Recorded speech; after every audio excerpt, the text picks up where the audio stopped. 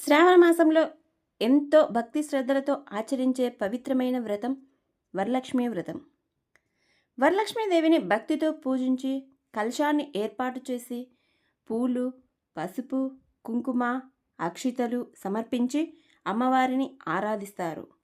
ఈ వ్రతాన్ని కుటుంబం సుఖశాంతులు, ఐశ్వర్యం, ఆరోగ్యం మరియు సౌభాగ్యం కోసం భక్తులు ఆచరిస్తారు.